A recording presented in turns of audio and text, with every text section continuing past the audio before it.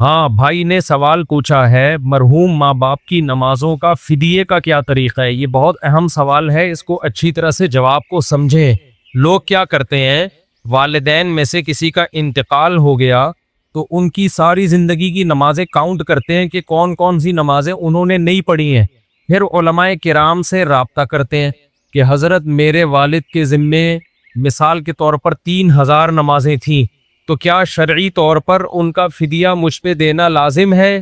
مفتی صاحب جواب میں کہتے ہیں کہ اگر انہوں نے وصیت نہیں کی اور وراثت نہیں چھوڑی تو پھر آپ پر شرعاً لازم نہیں ہے۔ پھر بندہ یہ پوچھتا ہے مفتی صاحب سے، اگر میں خوشی خوشی یہ دینا چاہوں تو کیا میرے والدین کو فائدہ ہوگا؟ مفتی صاحب جواب میں کہتے ہیں ہاں، جملہ مکمل کریں، ہوگا۔ پھر جو پوچھنے والا ہے وہ کہتا ہے میرے ذمے لازم تو نہیں ہے، لیکن اگر میں دوں گا تو امید ہے میرے والدین سے عذاب ہٹ جائے۔ پھر اس کے دل میں یہ بات آتی ہے اگر نہیں دیا تو عذاب ہوتا رہے گا۔ تو بتاؤ دنیا میں کون ہے جو ماں باپ کو عذاب میں دیکھنا چاہے؟ اس کا نتیجہ یہ نکلتا ہے کہ عملی طور پر وہ یہی سمجھتا ہے کہ مجھے دینا ہے۔ نہیں آئی سمجھ میں بات؟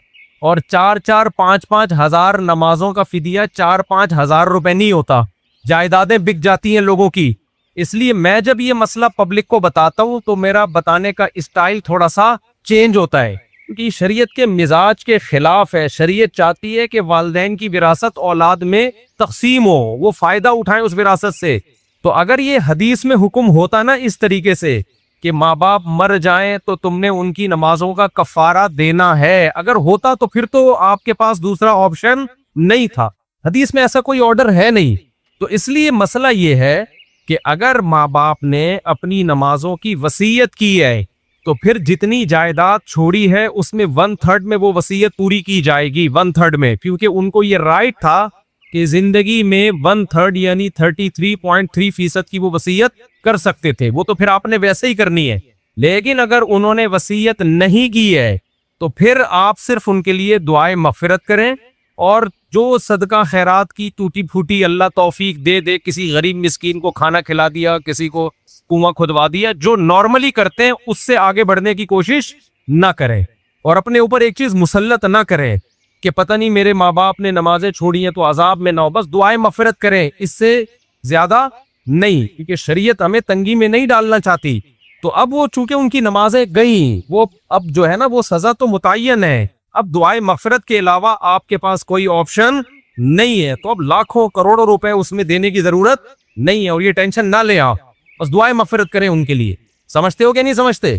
تو ہوتا ہی ہے نا کہ جب پریکٹیکلی کوئی مفتی پبلک میں رہتا ہے تو اس کو پتا ہوتا ہے کہ اس کے سائیڈ ایفیکٹ کیا ہیں، تو یہ بہت زیادہ لوگ حرج میں آئیں گے، کیونکہ نمازیں تو آج کل بہت سے لوگ شارٹ کر رہے ہیں۔ کون کون اپنے ماں باپ کی فدیے دیتا رہے گا ساری زندگی بیٹھ کے؟ وہ تو فدیوں میں ہی ساری آدھا ہو جائے گا بیچارہ، اتنی زکاتیں نکالے گا، اتنے فدیے دے گا کہ خود کل لوگوں سے فدیے لے رہا ہوگا۔ تو اس لیے اب آپ کے پاس سوائے توبہ استغفار کے کوئی آپشن نہیں۔ تو اب وہ نمازیں چھوڑ دی، بس توبہ کرو، اللہ معاف کر دے، اور اللہ سے امید ہے آپ دعائیں جاندار طریقے سے کرو، اللہ سے امید ہے اللہ معاف کر دے گا، اور نارملی جو صدقہ خیرات ایصال ثواب کے لیے کر سکتے ہو وہ کرو۔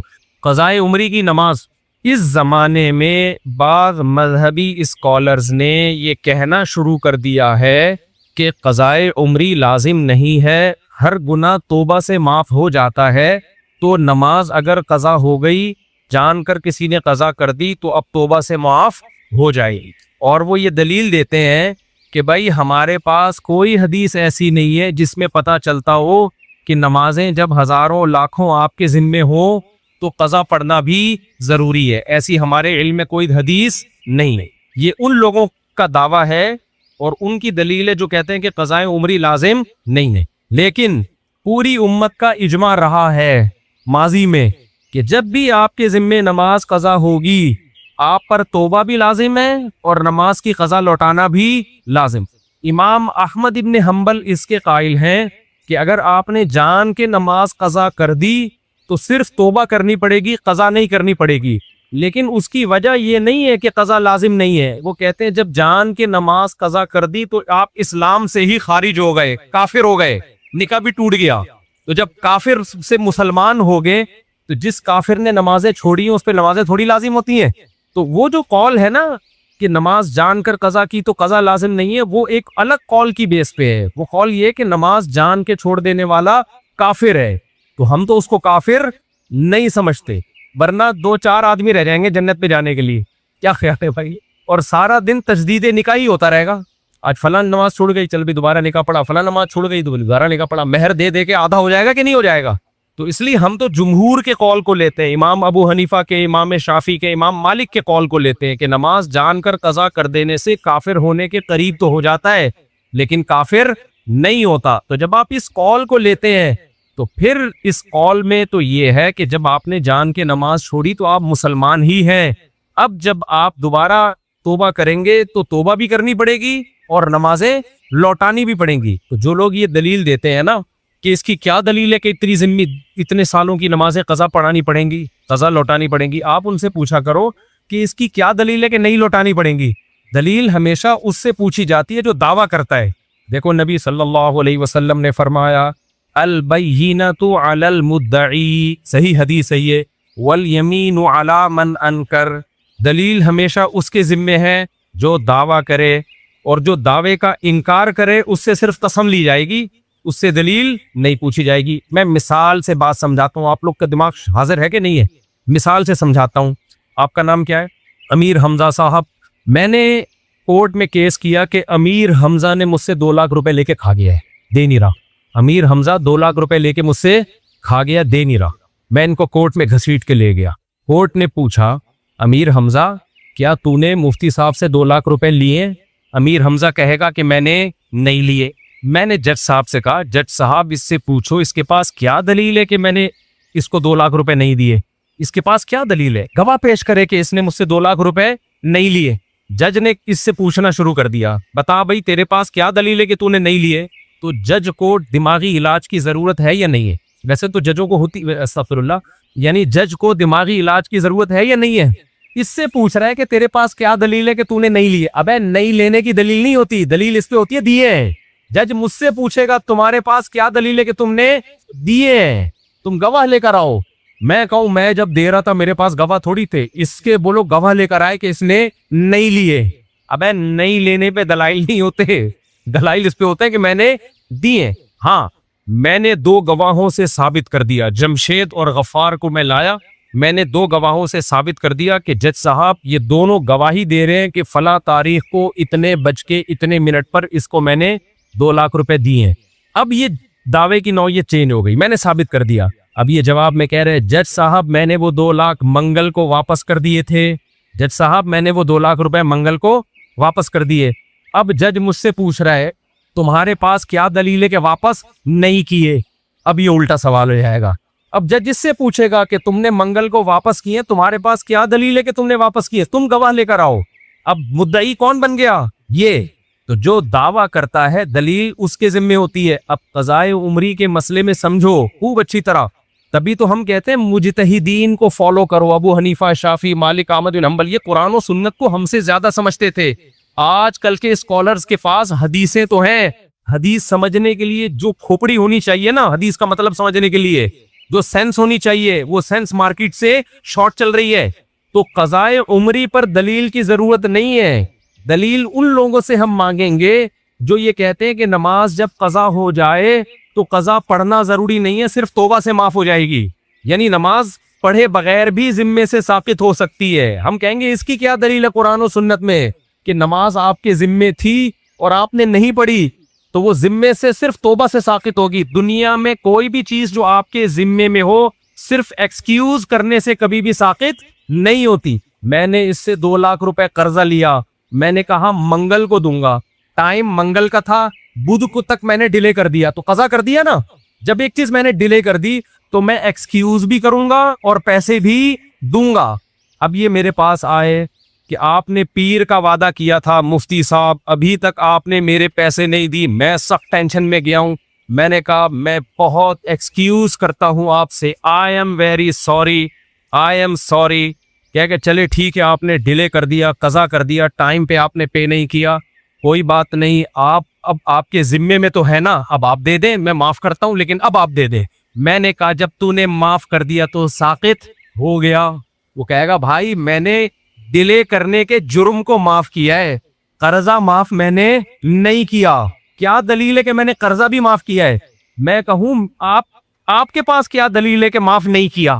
تو یہ وہی بے وقوفوں والا سوال ہو جائے گا، کہے گا بھائی مفتی صاحب آپ کے پاس کیا دلیل ہے کہ میں نے قرضہ بھی معاف کر دیا ہے؟ تو ہم ان لوگوں سے پوچھتے ہیں جو کہتے ہیں قضا پڑے بغیر بھی ساقط ہوتی ہے، تمہارے پاس کیا دلیل ہے کہ اللہ کا قرضہ تھا، نماز ذمے میں تھی آپ کے، اور آپ پڑھے بھی نہیں پھر بھی اللہ نے معاف کر دیے پڑھے بغیر؟ کوئی قرآن کی آیت دکھاؤ یا کوئی حدیث دکھاؤ، کیونکہ اللہ کی بات ہم تک یا تو قرآن کے ذریعے پہنچتی ہے یا نبی کے ذریعے۔ تو قرآن میں کہاں لکھا ہے کہ جس نے نماز جان کر قضا کر دی تو صرف توبہ سے معاف ہو جائے گی، دینا ضروری نہیں ہے، قضا ضروری نہیں ہے؟ اور حدیث میں کہاں لکھا ہے کہ جس نے نماز جان کر قضا کر دی صرف توبہ سے معاف ہو جائے گی؟ بلکہ حدیث اور قرآن میں الٹا لکھا ہوا ہے۔ حدیث میں آتا ہے دین اللہ احق ان یقضا، اللہ کا قرض اس بات کے زیادہ لائق ہے کہ اس کو ادا کیا جائے۔ نبی سے جب بھی نماز قضا ہوئی ہے، چاہے جان کر ہوئی ہو، آپ ظاہر ہے جان کے ویسے نماز قضا نہیں کریں گے، لیکن جنگ میں آپ سے نماز قضا ہوئی، غزوہ خندق میں 4 نمازیں قضا ہوئی ہیں، تیروں کی برسات تھی، آپ نماز پڑھ نہیں پائے تھے، اور اس وقت اللہ نے سفر میں نماز کیسے پڑھی جائے یہ طریقہ بھی نہیں بتایا تھا کہ جنگ میں کیسے نماز پڑھی جائے، تو اس لیے آپ کی نماز قضا ہو گئی۔ تو صرف توبہ کو کافی نہیں سمجھا گیا، 4 نمازیں قضا کی گئی ہیں پھر اگلی پڑھی گئی ہے۔ اسی وجہ سے امام ابو حنیفہ کہتے ہیں جب آپ سے جان کے نماز قضا ہو گئی تو نہ صرف یہ کہ قضا پڑھنا ضروری ہے بلکہ اگلی ہوگی نہیں جب تک پچھلی قضا پڑھو گے نہیں آپ۔ ہاں جب نمازیں بہت زیادہ ہو جائیں تو پھر ترتیب ساقط ہو جاتی ہے۔ اچھا یہ لوگ ایک دلیل اور دیتے ہیں، بھائی جب اتنی ساری نمازیں آپ کے ذمے آ گئیں، 10 سال کی نمازیں، 20 سال کی نمازیں، تو وہ صرف توبہ سے معاف ہوں گی، قضا پڑھنا ضروری نہیں ہے۔ اور اس کی دلیل وہ یہ دیتے ہیں کہ ما جعل علیکم فی الدین من حرج، اللہ نے دین میں تنگی نہیں رکھی۔ 20 سال کی نمازیں پڑھنا ٹینشن کا کام ہے یا نہیں ہے؟ تو اللہ تو کہہ رہے دین میں ٹینشن نہیں ہے۔ اس کا جواب یہ میرے بھائی کہ ہم اگر یہ کہہ رہے ہوتے ہیں نا 10 سال کی نمازیں ایک دن میں کمپلیٹ کر لے پھر ٹینشن ہوتی، علماء تو کہتے ہیں 10 سال کی نمازیں 10 سال میں کمپلیٹ کر لو میرے بھائی۔ اس کی مثال ہے آپ پہ 1 کروڑ کا قرضہ آ گیا، آپ نے کہا تھا منگل کو دوں گا، اب آپ دے نہیں رہے، تو جج کہتا ہے قسطوں میں دے دے بھائی۔ جج یہ تھوڑی کہے گا کہ معاف، کیونکہ قرضہ زیادہ ہے لہذا معاف۔ جج کہے گا جتنی گنجائش ہے سورس آف انکم دکھاؤ اور اپنے ایکسپینسز دکھاؤ، اتنا بچ رہا ہے نا، یہ جو بچ رہا ہے نا یہ منتھلی ماہانہ کر کے دے دو۔ پوری دنیا میں لا یہی ہے کہ قسطیں باندھی جاتی ہے، معاف نہیں کیا جاتا۔ معاف جب ہی ہوگا جب صاحب حق معاف کر دے۔ تو جب اللہ کہہ دے کہ میں نے نماز ساقط کر دی ہے تو ہم کہیں گے بھائی نماز ساقط ہو گئی ہے، لیکن اب تک کی رپورٹ کے مطابق اللہ نے ایسا کچھ کہا نہیں ہے، نہ اللہ نے کہا ہے نہ اللہ کے نبی نے کہا۔ تو حرج جب ہوتا جب علماء یہ کہتے کہ ایک ہی دن میں ساری نمازیں پڑھی جائیں گی، ایک دن میں نہیں، 10 سال کی نمازیں آپ کتنے دن میں پڑھے؟ 10 سال میں پڑھے، ہر نماز کے ساتھ ایک قضا کرنے۔ سمجھتے ہو کہ نہیں سمجھتے ہو؟ چلو بھائی اگلا سوال۔ اچھا میرے ہاتھ میں گزارش ہے کہ ایک بندے کو بیماری کی وجہ سے ختنہ کرانے سے روکا گیا تو اس کی کمائی کا کیا حکم ہے؟ ہاں بھائی ختنے کا کمائی سے کوئی تعلق نہیں ہے۔ ایک آدمی نے ختنے کی، ایک قریبی دوست کو دعوت میں نہیں بلا سکا، ایک آدمی نے ختنے کی قریبی دوست کو دعوت میں نہیں بلا، وہ ناراض ہو گیا تو وہ گیا ہمارے حضرت کے کسی استاذ یا والد صاحب کے پاس۔ ہمارے حضرت اسر رشید صاحب کے والد جو تھے نا بڑے خوش مزاج تھے، تو جا کے کہنے لگا اس نے ختنے کی دعوت کی مجھے بھی نہیں بلایا۔ حضرت کے والد نے فرمایا اتنی سی بوٹی تھی کس کس کو کھلاتا میرے بھائی، اتنی سی بوٹی تھی کس کس کو کھلاتا، شکر کر نہیں بلائے۔ جی شادی کے لیے دعا۔ اچھا میرے بھائی جس کے ذمے قضا نمازیں ہوں اور رکاوٹ نہ کر سکتا ہو کتنے دن میں، تو کتنے دن ادا کرے؟ تو بھائی روزانہ 1 دن کی کم از کم نماز قضا کرے، فجر کے ساتھ فجر پڑھ لے، ظہر کے ساتھ ظہر پڑھ لے۔ اس طرح کیا جنازے کے بعد شامل ہونے والے افراد کو کھانا کھلانا لازم ہے، بریانی وغیرہ؟ دیکھو ایک تو میت کے نام پہ کھانا ہوتا ہے وہ تو ٹھیک نہیں ہے، لیکن بعض دفعہ یہ ہوتا ہے کہ رشتہ دار دور سے آتے ہیں تو بھوک کا ٹائم ہوتا ہے، وہ جنازہ دفنا کے آتے ہیں، ان کا پیٹ کمر سے چپکا ہوا ہوتا ہے، تو ان کو کھانا کھلانے میں کوئی حرج ہے؟ نہیں، اگر ان کو بھی نہیں کھلائیں گے تو 2-4 جنازے اور لیٹے ہوئے ہوں گے، کیونکہ ہم خود بھوکتے ہوئے ہیں۔ ہمارے ایک ریلیٹیو کا انتقال ہوا، ہم گئے کراچی سے ملیر لانڈھی، وہ بھوک سے حالت خراب ہوئی تھی، دفنا کے آئے ہیں تو بھائی خود لگنے لگا کہ اب اگلا نمبر کس کا ہے؟ ہمارا۔ تو کسی پڑوسی نے کھانا لگا دیا، ہم نے کہا اس کو اتنی دعائیں دی کہ اللہ تیرا بھلا کرے۔ تو ایسی ضرورت میں اگر کوئی کھانا کھلا رہا ہے تو میت کے اہل کھانا نہ کھلائیں، کیونکہ حدیث میں ہے کہ خود ان کو کھلاؤ، یہ غم میں ہے۔ لیکن اڑوس پڑوس کو چاہیے کہ جو مہمان آئے ہوئے ہیں دور سے اور کھانے کا ٹائم بھی ہو چکا ہے. بعض دفعہ ٹائم ہی نہیں ہوتا کھانے کا, پھر ضرورت نہیں ہے. کھانے کا ٹائم بھی ہے, دور سے آئے ہوئے ہیں تو ان کو بھوک لگ رہی ہے, تو ان کو کھلانے میں کوئی حرج نہیں ہے. تو وہ والا کھانا نہیں کہلائے گا جس کو میت کا کھانا کہتے ہیں, تو ضرورت کی وجہ سے. قرآن پاک میں ہے لیس علیکم ان تاکلوا جمیعا, اس سے معلوم ہوتا ہے کہ ساتھ کھانا اور اکیلے کھانے میں کوئی فرق نہیں ہے. اور حدیث میں ہے کلوا جمیعا ولا تتفرقوا, مطلب ایک ساتھ کھاؤ. دیکھو قرآن میں آتا ہے لیس علیکم جناح ان تاکلوا جمیعا او اشتاتا, اس آیت کا ایک خاص مطلب ہے. جب یہ آیت نازل ہوئی نا کہ کسی کا مال ناحق طریقے سے مت کھاؤ, بہت شدید وعید ہے اسلام میں اس پر کہ کسی کا ایک نوالا بھی آپ حرام نہیں کھا سکتے. تو صحابہ ڈر گئے, انہوں نے کہا ہم تو رشتہ داروں کے ہاں جا کے مل جل کے کھاتے ہیں, تو ایسا نہ ہو کہ دو نوالے ہم زیادہ کھا لیں, جتنا حق بنتا اس سے ہم زیادہ کھا لیں. تو گھروں میں جا کے انسان بے تکلف ہو کے کھاتا ہے اپنے چچا خالہ پھوپھی ماموں کے گھر نا. تو قرآن نے خوف کو ختم کر دیا کہ نہیں بھائی یہ تو تمہارے ریلیٹیو ہیں, ان کے گھر جا کے کھانے میں کوئی حرج نہیں ہے, وہاں کوئی نوالے گنتا تھوڑی ہے. تو لیس علیکم جناح ان تاکلوا جمیعا او اشتاتا, انڈیویجولی بھی کھا سکتے ہو انفرادی طور پر, اور مل جل کے بھی کھا سکتے ہو. اس میں کوئی دو نوالے زیادہ کھا لیے کسی نے کم, اس سے کوئی فرق نہیں پڑتا. تو یہ تو ایک مسئلہ بیان کیا گیا کہ جائز ہے. باقی حدیث میں ترغیب ہے کہ اکٹھے کھانا یہ زیادہ بہتر ہے, اس سے برکت ہوتی ہے, محبت بڑھتی ہے. انگریزوں میں کیا ہو گیا ہے, محبت مارکیٹ سے شارٹ.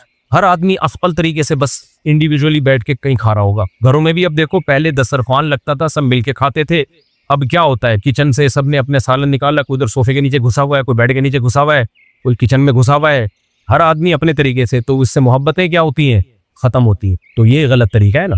باقی جائز یہ بھی ہے, سب طرح سے جائز ہے. کھانے کو فوکس کرو, طریقے کو فوکس مت کرو. مفتی صاحب بہت لوگوں سے سنا ہے کہ مرنے کے بعد روح 40 دن تک گھر آتی ہے, اور زیادہ رونے سے میت کو عذاب دیا جاتا ہے, بار بار قبر پر جانے سے میت اپنی طرف بلاتی ہے. ان باتوں میں سے کون سی درست ہے؟ ایک بات درست ہے, باقی ساری غلط ہیں. حدیث میں آتا ہے ان المیت لیعذب ببکاء اہلہ علیہ, عربی الفاظ ہے کہ میت پر عذاب ہوتا ہے اس کے گھر والوں کے رونے کی وجہ سے. اب سوال پیدا ہوتا ہے چیخو پکار کر کے رو رہے ہیں, عذاب اس بیچارے کو کیوں ہو رہا ہے, یہ تھوڑی رو رہا ہے. تو علماء نے اس کا جواب دیا ہے کہ اس پر لازم تھا, اس کو پتا تھا کہ جب میرے خاندان میں یہ رواج ہے کہ میں مروں گا تو گریبان پھاڑ کے چیخ کے پورا محلہ سر پہ اٹھایا جائے گا, تو اس نے اس برائی سے ان کو زندگی میں روکا کیوں نہیں. تو گھر کا سربراہ اس برائی کا ذمہ دار ہوتا ہے نا جو گھر میں ہو رہی ہے. اس کو چاہیے تھا وصیت کرتا کہ ہمارے یہ, کیونکہ جن خاندانوں میں رواج ہوتا ہے وہی ایسا کرتے ہیں, جن کے یہاں رواج نہیں ہے وہ ایسا نہیں کرتے. جب اس کو پتا تھا کہ میرے مرنے کے بعد چیخو پکار رونے کے مقابلے ہوتے ہیں باقاعدہ, جو نہیں رو رہا وہ سمجھتے ہیں اس کو تو محبت ہی نہیں تھی, لہذا جس کو محبت نہیں بھی ہونا وہ بھی دکھانے کے لیے رو رہا ہوتا ہے بہت چیخ کے. تو وہ صبر کا حکم ہے, رونے کی اجازت ہے, وہ تو محبت کا تقاضا ہے بھائی. لیکن ایسے چیخنا, عورتوں کی آوازیں گھروں سے چیخو پکار کی باہر جانا, یہ بہت بڑا گناہ ہے, اس پہ اتنی شدید وعیدیں ہیں, یہ اسلام میں جائز نہیں ہے. تو اس کو پتا تھا میرے خاندان میں یہ رواج ہے, تو نے وصیت کیوں نہیں کی, ان کو روکا کیوں نہیں کہ میرے مرنے کے بعد یہ حرکتیں نہیں ہوں گی. تو ایسی صورت میں اس کو بھی عذاب ہوگا جب کوئی روئے گا, کیونکہ اس گناہ کا ذمہ دار یہ بھی ہے. ان المیت لیعذب ببکاء اہلہ, تو اس کا مطلب یہ ہے کہ جس کو پتا تھا میرے مرنے کے بعد یہ سب کچھ ہوگا, لیکن پھر بھی اس نے منع نہیں کیا خاندان والوں کو, تو اس کو پھر تکلیف ہوتی ہے, جتنا چیخو پکار ہوتی ہے. اس کو فرشتے مارتے ہیں, بولتے ہیں تیرا کیا کرا ہے, تیری تربیت ہے. لیکن اگر وہ وصیت کر چکا تھا اور ان کو سمجھا کے جا چکا تھا, تو پھر قرآن میں صاف پتہ چلتا ہے لا تزر وازرۃ وزر اخری, کوئی دوسرے کے گناہوں کا بوجھ نہیں اٹھائے گا. پھر ان کے رونے چیخنے سے اس کو کوئی گناہ نہیں ملتا. حدیث میں آتا ہے ایک صحابی کا انتقال ہوا تو دوسرے نے بہت تعریف, مرنے کے بعد ہم تعریفوں کے پول باندھ دیتے ہیں نا, روایت میں یہ جو میں آگے پیش کر رہا ہوں آپ کے سامنے, بہت تعریفیں. تو نبی نے فرمایا قبر میں اس کو فرشتے مارتے تھے اور پوچھتے تھے کہ بتا کیا تو واقعی میں ایسا تھا, یعنی یقیناً تو ایسا نہیں تھا, تو کیوں جھوٹی تعریفیں کروا کے گیا لوگوں سے اپنی. بعض لوگوں کی عادت ہوتی ہے نا کہ وہ اپنی جھوٹی تعریفیں کروا کے اپنے غلط امیج دنیا کے سامنے, جو اچھا امیج ہوتا ہے لیکن وہ جھوٹا ہوتا ہے, تو امیج ایسا بنا کے, یہ لفظ امیج نہیں ہے, مجھے کسی نے بتایا امیج ہے نا, تو میں جو انگلش میں غلطی کیا کروں مجھے بتا دیا کرو میرے بھائی, میں کوئی انگریز امریکہ میں تھوڑی پیدا ہوا. تو ایسا اس کا امیج بنایا ہوا تھا کہ یعنی جو بعض لوگ ایسا اپنا تصور لوگوں کے دماغوں میں بنا کے جاتے ہیں جیسے بہت نیک, تو ایسے میں اگر مرنے کے بعد آپ کی جھوٹی تعریفیں ہو رہی ہیں نا تو اس پہ بھی چترول لگتے ہیں کہ لوگ کہہ رہے ہیں یوں تھا تو تھا کیا, تو ایسا ہے پٹاخ ایک لگے گا, بتا تو ایسا تھا. تو اس لیے جیسے ہو ویسے ہی نظر آؤ, اپنے بارے میں زیادہ نہیں تعریفیں کروایا کرو لوگوں سے. ہاں جو نعمتیں اللہ نے دی ہیں اس کا اظہار کرنے میں کوئی حرج نہیں ہے, بھائی غیر مسلم اگر خوبصورت ہے تو دیکھنے میں اچھا لگے گا تو اس کا تو، اور مسلمان تہجد گزار بدصورت ہے تو دیکھنے میں اچھا نہیں لگے گا. تو اچھا لگنے کا تعلق مسلم یا غیر مسلم سے نہیں ہے، اگلے کی پرسنالٹی سے ہے. ہاں اعمال کے لحاظ سے اگر اچھا لگ رہا ہے پھر غلط ہے، اعمال کے لحاظ سے کافر اچھا نہیں ہو سکتا. تبھی ہم کہتے ہیں کافر کی خوبیوں کو بیان کیا کرو کہ بھئی ان لوگوں میں یہ خوبی، لیکن یہ کہنا کہ وہ مسلمانوں سے اچھے ہیں یہ زیادتی ہے. بھائی مسلمانوں سے اچھے کیسے ہو گئے؟ جو خدا کا انکار کرے اور جو خدا کو مانے دونوں برابر ہو سکتے ہیں؟ ایک اللہ کو مانتے ہیں، اللہ کے پیغمبروں کو، اللہ کی کتابوں کو مانتے ہیں، دوسرا مانتا ہی نہیں ہے، وہ کہتا ہے میں خود بخود بناؤں. تو اپنے خدا کا انکار کر دیا اللہ کا، تو مسلمان سے اچھا. اگر وہ اچھے ہوتے تو اللہ مسلمانوں کو جہنم میں بھیجتا، پھر ان کو جنت میں بھیجتا. ہاں یہ کہنا درست ہے کہ ان چیزوں میں وہ مسلمانوں سے اچھے ہیں، اور سب مسلمانوں سے بھی نہیں، خاص جیسے پاکستانی مسلمانوں سے امریکی مسلمان کرپٹ نہ ہونے میں اچھے ہیں. جاپانی مسلمان پاکستانی مسلمانوں سے ڈسپلن میں اچھے ہیں، ڈسپلن ان کا بہت اچھا ہے. صفائی ستھرائی میں وہ پاکستانی مسلمانوں سے اچھے ہیں. تو پاکستانی کس چیز میں اچھے ہیں وہ سوچ رہا ہوں، ابھی کوئی دماغ میں آئے گا تو بتاؤں گا.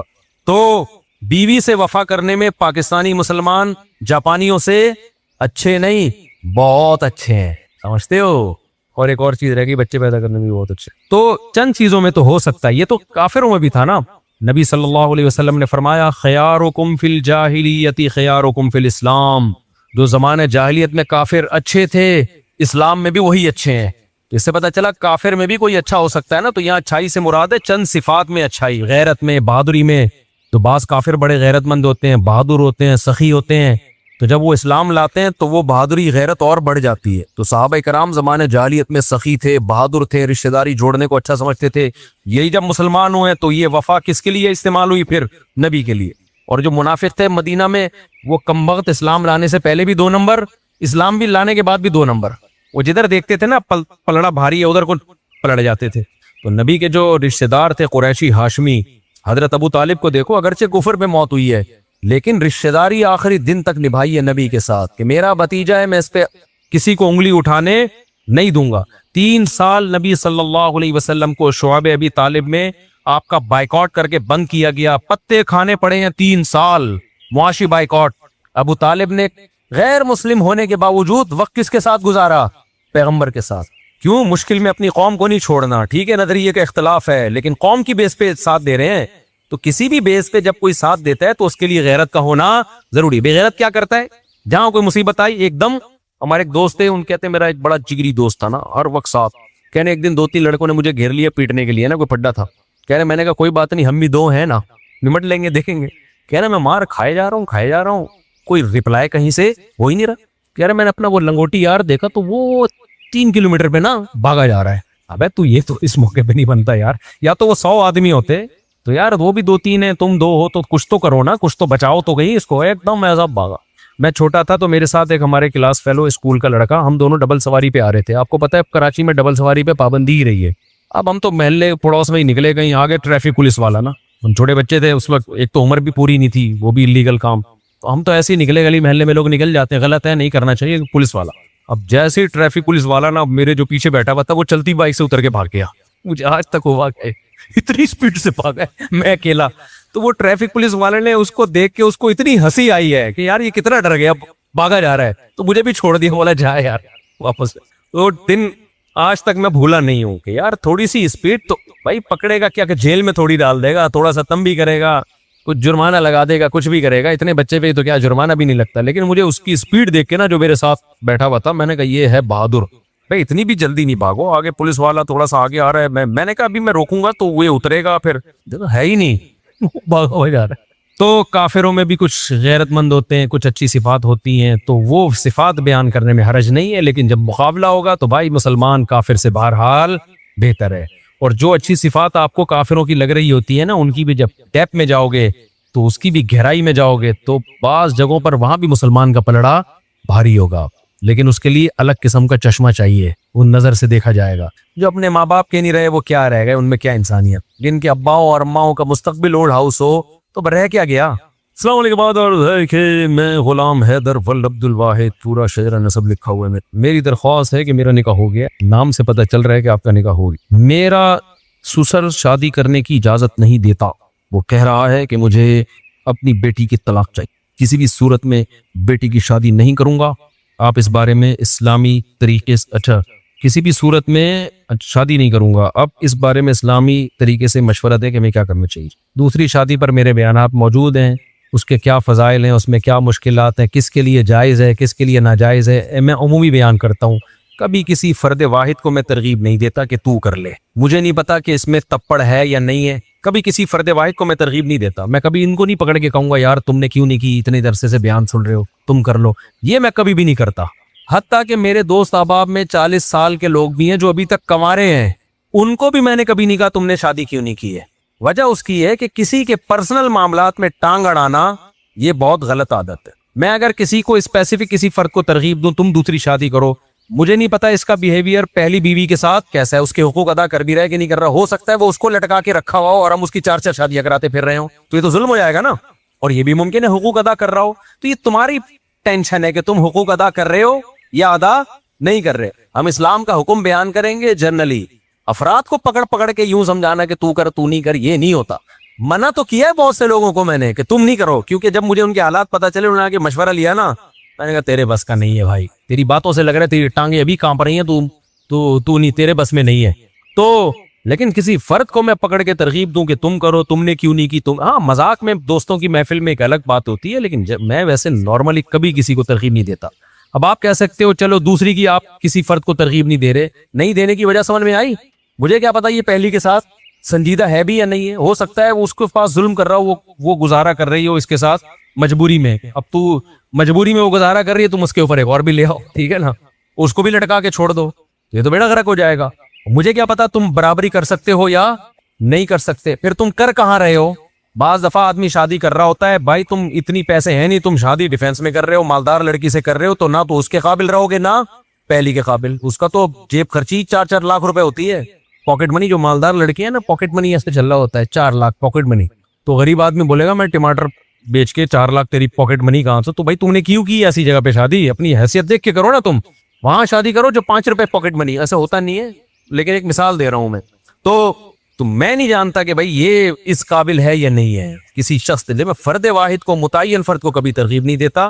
تو کرے گا خود, جب مسائل کھڑے ہوں گے تو بلی کس پہ ڈال دے گا. مفتی صاحب نے مجھے مشورہ دیا تھا, مفتی صاحب نے بولا تھا, تو بھائی ہم نہیں جانتے آپ کو. ہم تو ایک جنرلی حکم بیان کریں گے کہ جس میں 2 بیویوں میں عدل کی طاقت ہے, دونوں کے حقوق ادا کر سکتا ہے کہ نہیں کر سکتا, یہ خود فیصلہ کرو. اس کو چاہیے کہ کر گزرے اور کر کے بتا دے کہ ہو گئی. باقی کس میں طاقت ہے کس میں نہیں ہے یہ آپ نے فیصلہ کرنا ہے, یہ میں نے فیصلہ نہیں کرنا.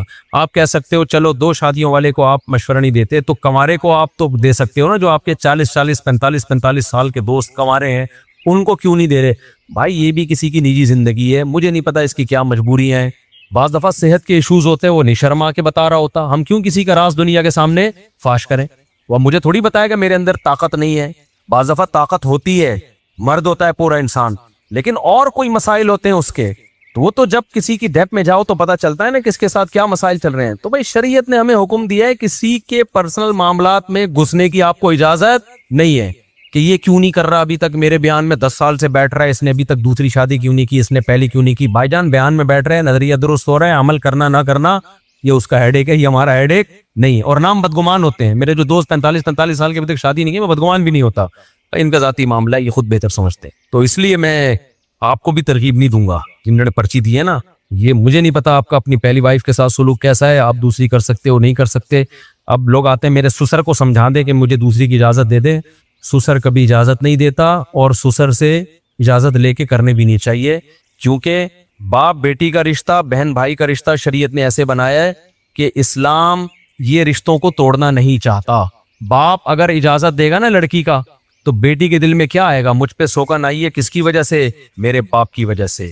تو اس کا ریلیشن کس سے خراب ہوگا, بولو باپ سے. اسلام یہ پسند نہیں کرتا. تبھی نبی نے 2 بہنوں سے نکاح کرنے کی اجازت نہیں دی. فرمایا 2 بہنوں سے نکاح کرو گے تو رشتے توڑ دو گے, کیونکہ بہن کی محبت سوکن کی نفرت میں تبدیل ہو جائے گی. سمجھتے ہو گے نہیں سمجھتے؟ تو اسی طرح یہ کہ میرا جو ہے نا سالہ مجھے اجازت دے کہ میں دوسری شادی کروں گا, تو سالہ کبھی اجازت نہیں دے گا. ایک تو اس لیے کہ وہ ہے سالہ, دوسرا اس لیے بھی نہیں اجازت دے گا کہ شریعت نے اس کو مکلف ہی نہیں بنایا ایسے. کیونکہ تم کرو گے تو بہن کا بھائی سے رشتہ کیا ہوگا, خراب. بہن بولی کہ میرا گھر تباہ کرنے والا میرا بھائی ہے, تو اس لیے بھائی یہ سسرال سے پوچھنے کا کام ہے ہی نہیں. تپڑ ہے تو پاس کر ورنہ برداشت کر, یہ کام ہے. اور کرو جب حقوق ادا کرو. کون کرے گا کون حقوق ادا نہیں یہ مجھے نہیں پتا بھائی. اس سے ہم جنرلی ایک شریعت کا حکم بیان کرتے ہیں. قرآن نے بھی حکم بیان کیا کہ جو 2 بیویوں میں برابری کرے وہ 2 3 3 4 4 شادیاں کرے.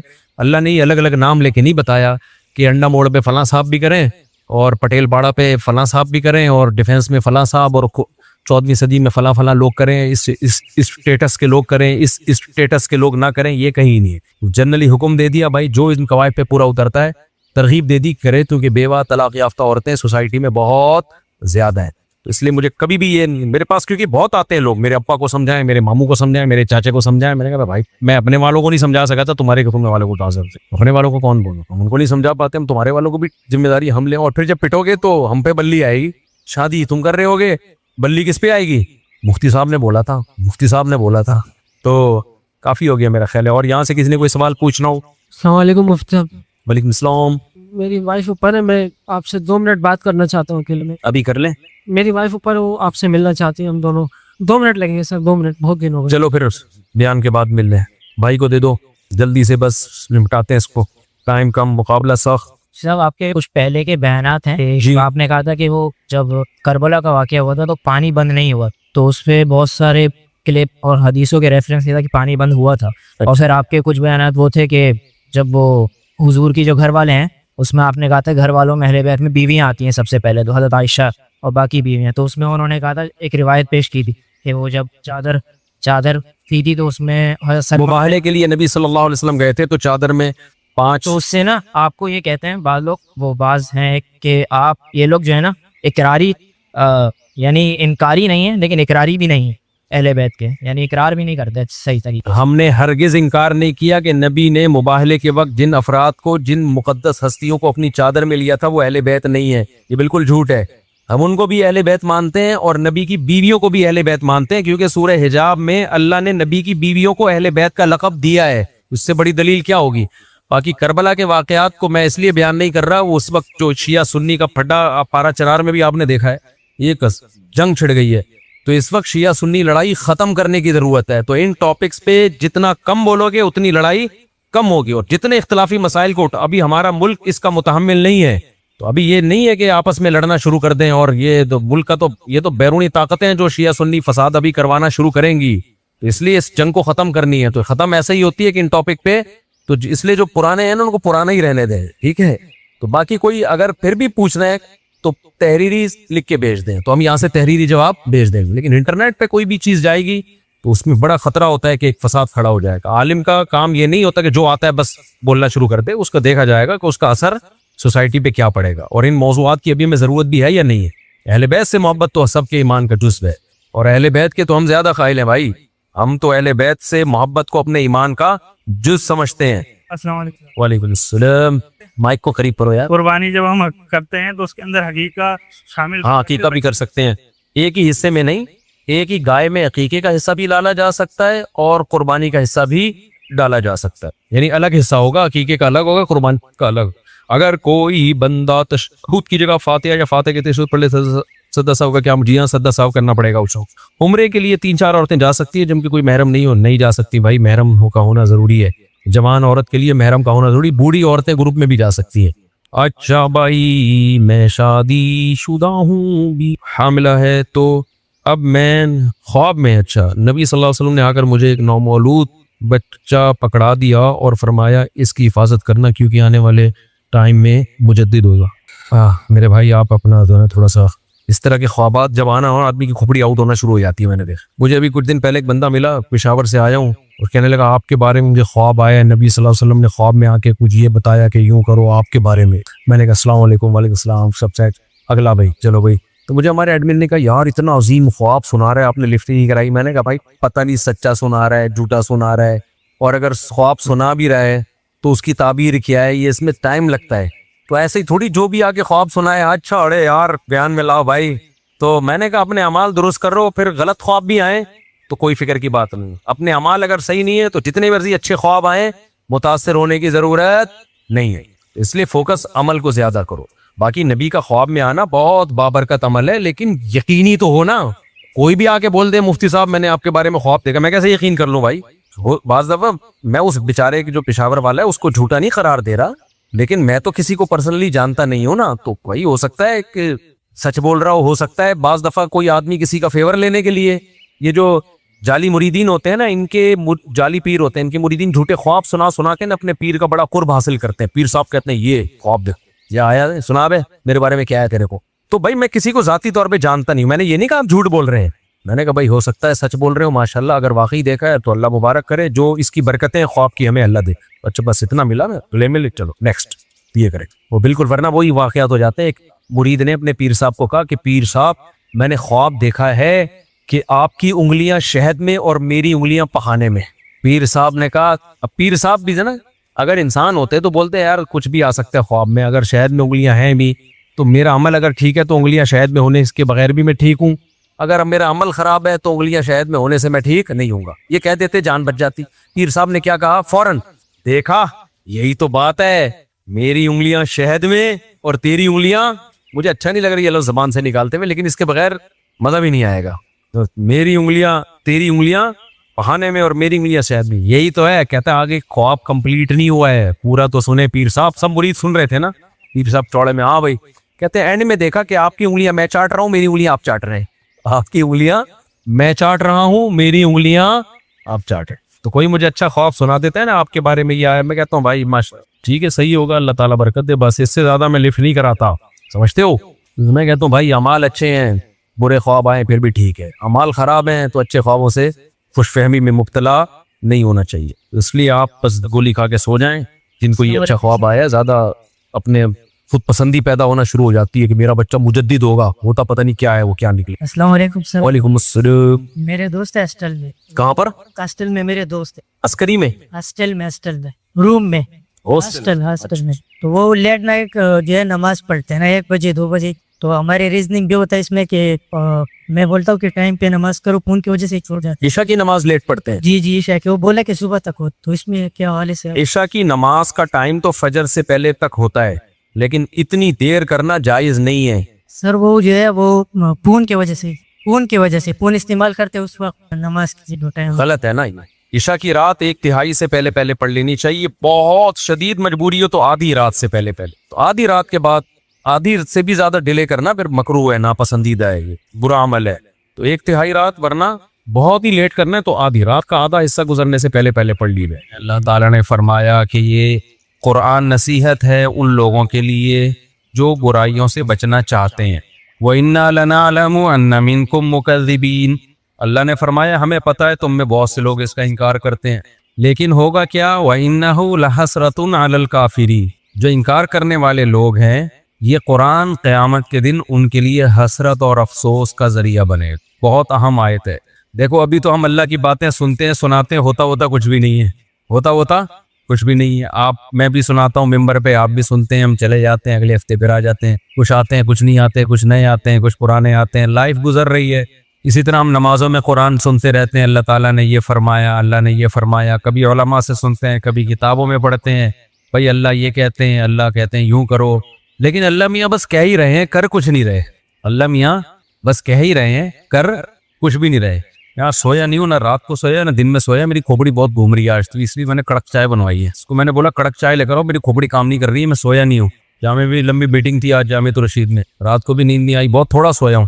تو یہ چائے لے کر آ گیا بالکل پھیکی نماز کے بعد نا, تو اس لیے میں نے کہا لے آؤ تاکہ کھوپڑی تھوڑی سی صحیح ہو جائے. تو وَإِنَّهُ لَحَسْرَةٌ عَلَى الْكَافِرِينَ. آمیز کر رہا تھا کہ اللہ تعالیٰ نے قرآن میں دھمکیاں بھی بہت ہیں, بہت دھمکیاں اللہ نے دی ہیں. میں یوں کر دوں گا, میں یوں کر دوں گا, جو میرے نافرمان ہیں ان کو چھوڑوں گا نہیں, آگ میں ڈال دوں گا. لیکن کرتا کچھ نہیں اللہ تعالیٰ, دھمکیاں ہی دے رہا ہے بس. اللہ میاں دھمکیاں ہی دے رہے ہیں. سورہ قیامہ ہے نا, سورہ قیامہ, اس کی آخری آیتیں بڑی عجیب ہیں. اللہ نے موت کا منظر کھینچا ہے. انسان کی جو موت کی کیفیت ہوتی ہے نا, کیا ہوتی؟ وَالْتَفَّتِ السَّاقُ بِالسَّاقِ. اللہ کہتے ہیں پنڈلیاں پنڈلیوں میں گھسنے لگتی ہیں. جب موت کا وقت ہوتا ہے نا, سکڑتا ہے جسم انسان. وَالْتَفَّتِ السَّاقُ بِالسَّاقِ إِلَىٰ رَبِّكَ يَوْمَئِذٍ الْمَسَاقُ. اور وہ کہتے ہیں قِيلَ مَنْ رَاقٍ. لوگ علاج سے مایوس ہو جاتے ہیں, سارے حکیم ڈاکٹر جواب دے دیتے ہیں, تو لوگ کہتے ہیں من راق, رقیہ والا, جھاڑ پھونک والے کو بلاؤ, کوئی پھونکے لگا کے ٹھیک کر دے. یہ پھونکوں کا بڑا پرانا سسٹم چلا آ رہا ہے. کہ بھائی ڈاکٹر تو فیل ہو گئے ہیں, قرآن کہہ رہا ہے من راق, کوئی ہے جو رقیہ کر دے. اس سے بھی جب اللہ فرماتے ہیں مایوس ہو گئے, وَظَنَّ أَنَّهُ الْفِرَاقُ, اب اسی مرنے والے کو یقین ہو جاتا ہے اب میں بچنے کا نہیں ہوں. پھر یہ مستیاں نکلتی ہیں انسان کی. پھر کیا ہوتا ہے, یہ جو ساری بدماشیاں اور مستیاں ہیں نا, کہ اللہ کی بات کو سننے کے لیے تیار ہی نہیں تھا. اللہ نے کہا یہ کر, اس نے کہا نہیں کروں گا. اللہ نے کہا یہ کر, اس نے کہا نہیں کروں گا. اللہ نے کہا یہ مت کر, اس نے کہا کروں گا میں. تو اللہ کہتے ہیں جب موت کا وقت ہوتا ہے نا, اور آخر میں پھر کہہ رہا ہوتا ہے کہ کوئی جھاڑ پھونک کے ذریعے بچا لے. بھائی ڈاکٹروں نے جواب دے دیا, حکیموں نے جواب دے دیا, اب موت کا انتظار ہے. اللہ کہتے ہیں وَظَنَّ أَنَّهُ الْفِرَاقُ, اب اس کو یقین ہو گیا بھائی اب یہاں سے میں نے جانا ہے. اب سمجھ میں آتا ہے دنیا کیا تھی, مسافر خانہ. دیکھو 2 سٹے لگائے ہیں, سیٹ ہو گیا. اتنی خراب چیز, کیا خیال ہے, تھوڑا سا دماغ نا میرا کام کرنا, سگنل بحال ہونا شروع. تو اس وقت سمجھ میں آتا ہے کہ یہ کیا ہے, مسافر خانہ. مسافر خانہ ہے. اس سے پہلے کھوپڑی مان ہی نہیں رہی تھی کہ مسافر خانہ ہے. وہی بحریہ ٹاؤن کا پلاٹ, فلانا پلاٹ, ٹمکانا پلاٹ, یہ والا پلاٹ, وہ والا مکان, اتنا سریا. تو اللہ کہتے ہیں وَظَنَّ أَنَّهُ الْفِرَاقُ. آگے اللہ تعالیٰ شکایتیں کیا کرتے ہیں, فَلَا صَدَّقَ وَلَا صَلَّى. اللہ کہتے ہیں نہ تو نے صدقے کیے. مسافر خانہ دنیا کو سمجھتا تو مال خرچ کرتا نا, کہ سارا بچا کے کیا کروں گا, قبر میں تھوڑی لے کے جاؤں گا, موت سے پہلے پہلے کیا کرو. دیکھو آپ کہیں سفر پہ گئے ہوئے ہو, امریکہ گئے کمانے کے لیے, آپ کا گھر بال بچے یہی ہیں. بال بچے کہاں ہیں, یہی. آپ کو بتائیں آنا میں نے کہاں ہے, امریکہ, اور ریٹائر ہونا ہے میں نے, یا سعودیہ لوگ جاتے ہیں. تو کھاتے زیادہ ہیں یا بچاتے زیادہ ہیں, بچاتے زیادہ ہیں. ایسا ہی ہے نا, یا کھاتے زیادہ ہیں, بچاتے زیادہ ہے. کہ یار ہم یہاں کمانے کے لیے آئے ہیں تاکہ ہم وہاں پر جب ملک میں جائیں تو 4-6 دکانیں بن چکی ہوں ہماری, اپنا گھر بن. میں نے تو جتنے بھی لوگ باہر جاب کرتے ہیں سب کو یہی کرتے ہوئے دیکھا ہے.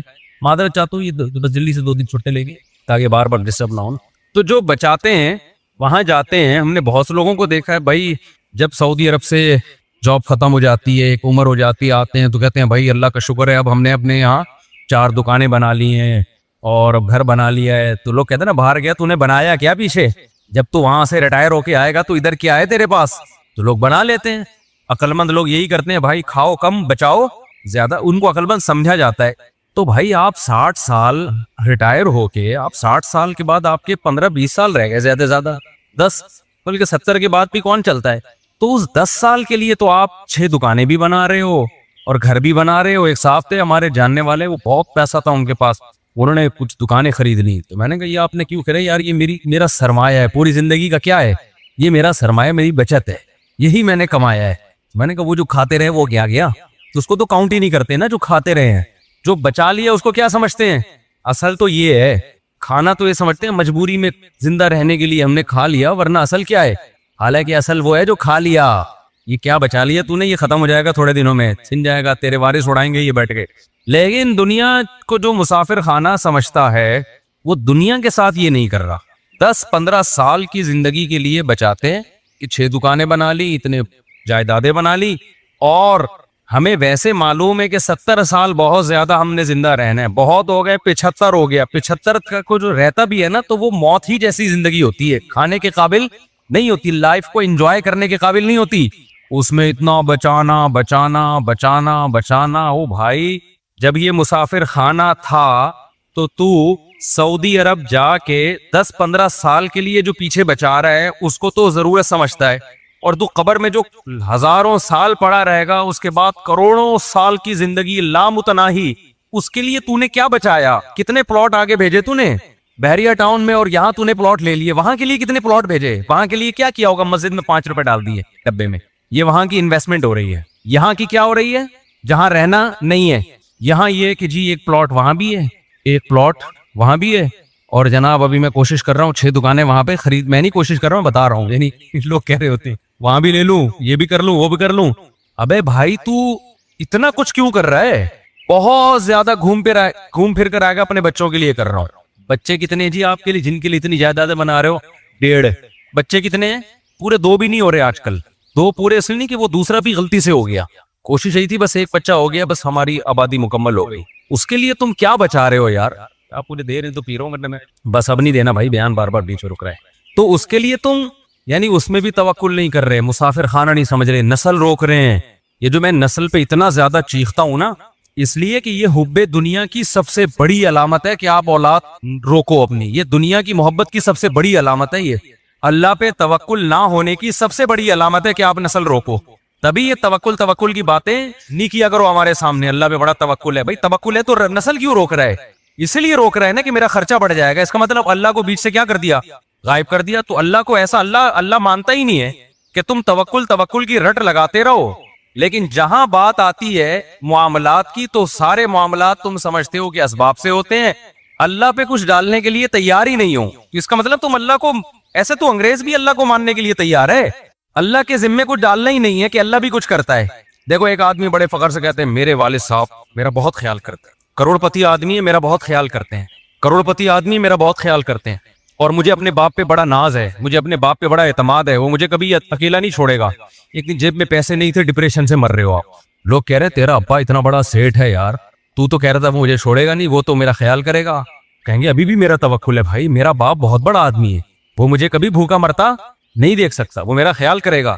ٹینشن بہت ہو رہی ہے, پتہ نہیں کرے گا کہ نہیں کرے گا. اس کی ٹینشن دیکھ کے اس کے سر کے بال جھڑ رہے ہیں اور ڈپریشن میں جا رہا ہے. اس کا مطلب وہ جو پہلے باتیں کر رہا تھا نا ابا کے بارے میں, وہ ہوائی پھینک رہا تھا. حقیقت میں یا تو اس کے کوئی ابا ہی نہیں ہے, یہ ابا ہیں مگر ان کو ابا پہ ذرا بھی اعتماد نہیں ہے. بس یہ پبلک کے سامنے شو مارنے کے لیے ابا کرتا رہتا ہے بیٹھ کے. بعض لوگ ابا کر رہے ہوتے ہیں بیٹھ کے پبلک کے سامنے. تو خوب سمجھ لو اللہ تعالیٰ توکل کے زبانی کلامی دعووں کو قبول نہیں کرتا. تو میں یہ عرض کر رہا تھا کہ اللہ تعالیٰ نے انسان کی موت کا نقشہ کھینچا. میں کہہ رہا تھا اللہ میاں دھمکیاں بہت دیتے ہیں مگر عمل نہیں کر رہے دھمکیوں پہ. تو کیسی دھمکیاں دیتے ہیں, یہ میں ایک آیت سنا, میرے ذہن میں آئی تھی اس وقت, وہ میں سنا رہا تھا. تو اللہ نے بتایا کہ جس شخص کی موت کا ٹائم ہوتا ہے